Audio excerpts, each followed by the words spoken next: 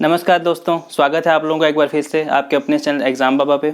और मैं आज आप लोगों के साथ बहुत इंपॉर्टेंट टॉपिक है। लगभग हर एग्ज़ाम में पूछा जाता है। कोई भी एग्ज़ाम हो, किसी भी आयोग का एग्ज़ाम हो, स्टेट लेवल का या सेंट्रल लेवल का, कोई भी एग्ज़ाम हो उसमें पूछा जाएगा ही जाएगा।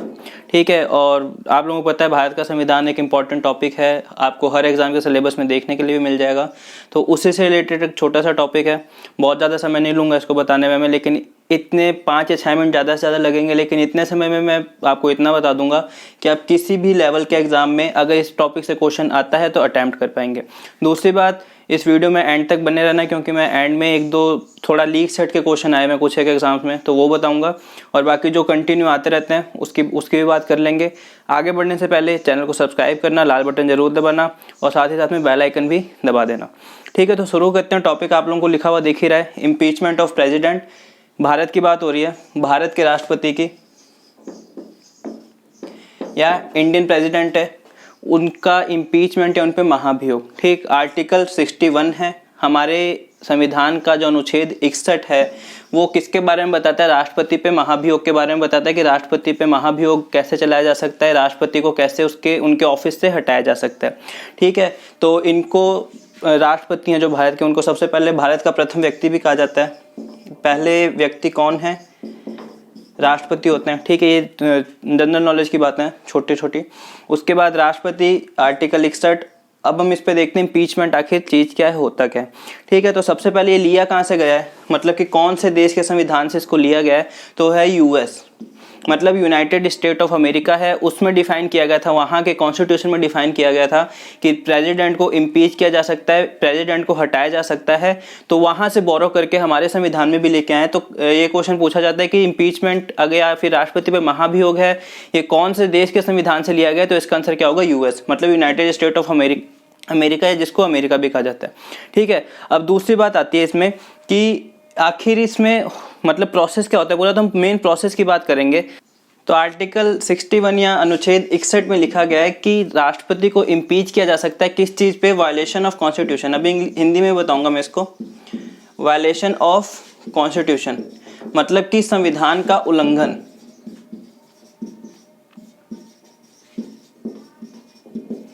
तो संविधान के उल्लंघन के लिए राष्ट्रपति को इम्पीच किया जा सकता है, मतलब कि इन पे महाभियोग लाया जा सकता है, हटाया जा सकता है।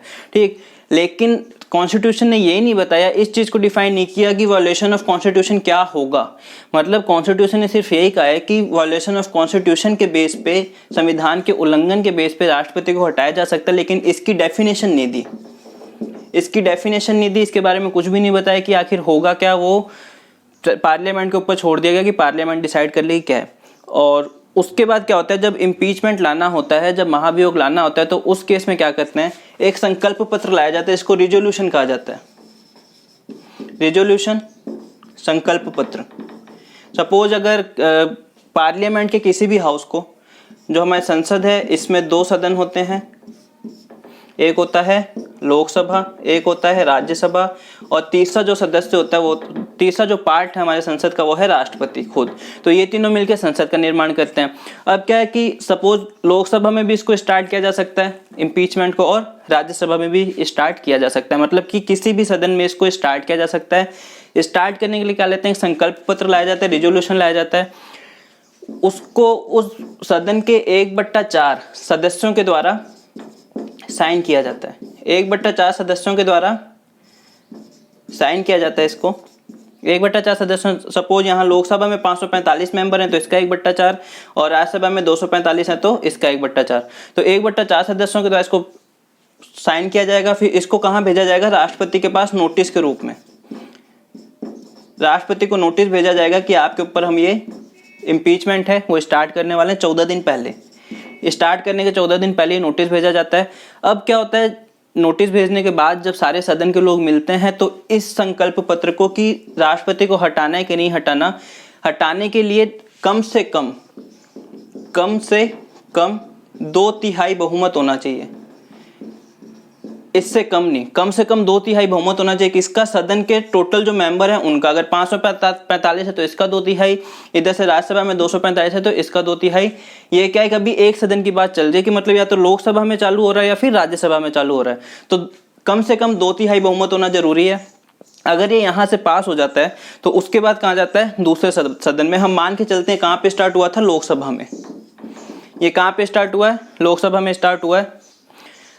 अब ये लोकसभा में पास हो गया, फिर यहाँ से कहाँ जाएगा, राज्यसभा में। मैं वापस कह रहा हूँ कि किसी में भी स्टार्ट हो सकता है। हम क्या एग्जांपल लेके चल रहे हैं, लोकसभा का। लोकसभा में स्टार्ट हुआ है, वहाँ पे सारा प्रोसेस हुआ, 1/4 सदस्यों ने लिख के दिया, फिर राष्ट्रपति को नोटिस गया। 14 दिन बाद इस पर जब वोटिंग हुई तो कम से कम 2/3 जो सदस्यों की पूरी मेंबरशिप है, जो सारे सदस्य हैं, उसका 2/3 बहुमत हुआ, तो यहाँ से रिजोल्यूशन पास हो गया। अब क्या होता है, राज्यसभा में आएगा, क्योंकि हमने लोकसभा माना है। यहाँ पे क्या, राष्ट्रपति उपस्थित हो सकते हैं। राष्ट्रपति उपस्थित हो सकते हैं, वो अपने जो उनके ऊपर जो भी चार्जेस लगाए गए हैं उनके खिलाफ बोल सकते हैं, अपनी सफाई दे सकते हैं। उसके बाद अगर राज्यसभा भी 2/3 बहुमत से इसको पास कर देती है, सेम 2/3 बहुमत से इसको पास कर देती है, तो उस दिन से राष्ट्रपति को इम्पीच्ड माना जाता है, मतलब उनको उनके ऑफिस से हटा हुआ माना जाता है। ठीक, तो ये जो 2/3 बहुमत है, ये स्पेशल मेजोरिटी है, स्पेशल बहुमत है, विशेष बहुमत है, जो सिर्फ और सिर्फ आर्टिकल 61 में ही डिसाइड किया गया है। ठीक है, आर्टिकल 61 में बताया गया इस बहुमत के बारे में। तो आप लोगों को अगर टाइप्स ऑफ मेजोरिटी देखना है तो मेरे चैनल पे एक टाइप्स ऑफ मेजोरिटी नाम का एक वीडियो भी आप लोग वहाँ जाके देख सकते हैं कि हमारे जो संसद में कितने प्रकार के बहुमत होते हैं। तो ये चीज़ हो गई हमारी बहुमत की कि राज्यसभा से पास हो गया 2/3 बहुमत के द्वारा, और राष्ट्रपति को उस दिन से इम्पीच्ड माना जाता है।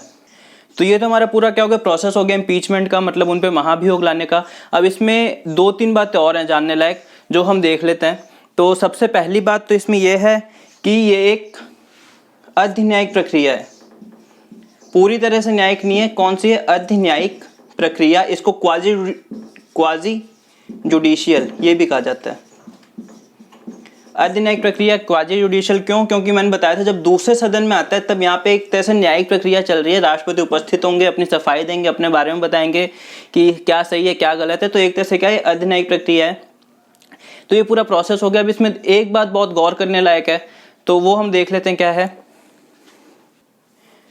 तो अब इसमें जो 2 बातें गौर करने लायक हैं वो क्या है कि जो राष्ट्रपति पे महाभियोग हो रहा है अंडर आर्टिकल 61, जो आर्टिकल 61 के तहत जो महाभियोग लगाया जा रहा है, तो उसमें पहली बात तो क्या है कि इसमें जो मनोनीत, नॉमिनेटेड कहते हैं जिसको इंग्लिश में, मनोनीत सदस्य हैं वो भी हिस्सा लेते हैं। कहाँ के, संसद के। तो इसमें खास क्या है, आप लोगों ने अगर पढ़ा होगा तो इसमें खास क्या है, क्योंकि जब राष्ट्रपति का चुनाव होता है तब मनोनीत सदस्य उसमें हिस्सा नहीं लेते हैं। राष्ट्रपति के चुनाव में कौन कौन हिस्सा लेता है, लोकसभा और राज्यसभा के इलेक्टेड मेंबर्स, मतलब जो चुनाव के द्वारा आए हैं। उसके बाद जो भी स्टेट लेजिस्लेटिव असेंबली है, मतलब विधानसभाएं हैं, विधान परिषद नहीं, विधानसभा के इलेक्टेड मेंबर्स, वहाँ पे भी नॉमिनेटेड नहीं चलेंगे। और साथ में दिल्ली और पुदुचेरी, यहाँ पे भी आप लोगों को पता होगा विधानसभा है, तो यहाँ के भी इलेक्टेड मेंबर्स। तो ये जो पूरा एक ग्रुप होता है, लोकसभा राज्यसभा के इलेक्टेड मेंबर्स, विधानसभा के इलेक्टेड मेंबर्स और दिल्ली पुदुचेरी विधानसभा के इलेक्टेड मेंबर्स। तो इसमें नॉमिनेटेड मेंबर्स मतलब मनोनीत जो सदस्य हैं उनका कोई रोल नहीं होता है। लेकिन जब इम्पीच किया जाता है तो मनोनीत सदस्य भी इसमें आ जाते हैं, मतलब कि जो संसद के दोनों सदनों के मनोनीत सदस्य साथ में इलेक्टेड भी, ऐसा नहीं कि इलेक्टेड नहीं होंगे। तो संसद के इलेक्टेड साथ में मनोनीत मतलब नॉमिनेटेड, ये दोनों आएंगे। और दूसरी बात, कोई भी स्टेट लेजिस्लेचर मतलब किसी भी स्टेट की विधानसभा इसमें भाग नहीं लेती है। ठीक है, तो ये दोनों चीजें गौर करने लायक है। जो इलेक्शन है वैसा ग्रुप नहीं बनता है, यहाँ पे अलग होता है, मनोनीत सदस्य भाग ले रहे हैं। और दूसरा जो स्टेट है वहाँ की विधानसभाएं भी भाग नहीं लेती हैं। और इसमें एक बात, अभी तक भारत के किसी भी राष्ट्रपति का इम्पीचमेंट नहीं हुआ है। भारत के किसी भी राष्ट्रपति पे महाभियोग अभी तक, महाभियोग के द्वारा अभी तक किसी भी राष्ट्रपति को नहीं हटाया गया है भारत में। ठीक है, तो ये बातें थी हमारी सारी की सारी जो इम्पोर्टेंट थी, जो एग्जाम में पूछी जा सकती है।